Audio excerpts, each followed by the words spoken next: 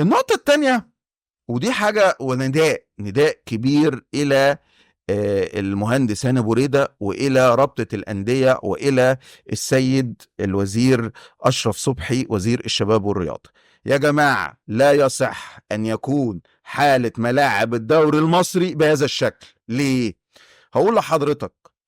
أنت عندك منتج اسمه بطولة الدوري العام، بطولة الدوري وبطولة الكاس وكاس الرابطة والنقل التلفزيوني، وحضرتك بتكلمني على نقل الاتش دي، وحضرتك بتكلمني على تسويق رقمي وديجيتال، وحضرتك كل الكلام ده جميل جدا. وهقول لحضرتك حاجة، مصر بالنسبة لأفريقيا هو التوب ليفل، احنا هوليود أفريقيا. وبقولها، ويعني اللي عايز بقى يذاكر ورا الكلام ده هيشوف مفيش حد في افريقيا عنده ملعب ولا عنده البنية التحتية بتاعتك.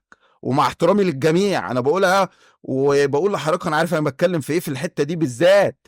مفيش حد عنده التغطية الاعلامية بتاعتك، مفيش حد عنده اوتيلاتك، مفيش حد عنده مستشفياتك.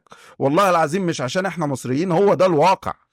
هو ده الواقع. انت هوليود افريقيا، انت اجمد دولة فيها بنية تحتية في افريقيا بكل المقاييس. وما تقوليش بقى جنوب افريقيا، جنوب افريقيا دي انت بتعرفش تمشي في الشارع بالليل هتتقلب.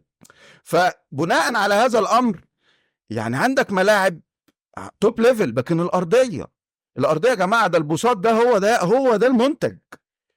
هتيجي تقول لي الشتاء، اقول لك هو يعني اوروبا والدوري الانجليزي والاسباني يعني هم بيلعبوا في الصيف؟ ده هو طول السنة شتاء.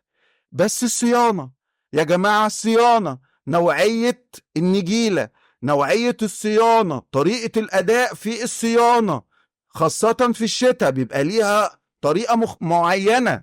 فإدارات الاستادات، وأنا هنا بناشد لاتحاد الكورة والرابطة وسيادة الوزير، ما هو ده المنظومة الرئيسية.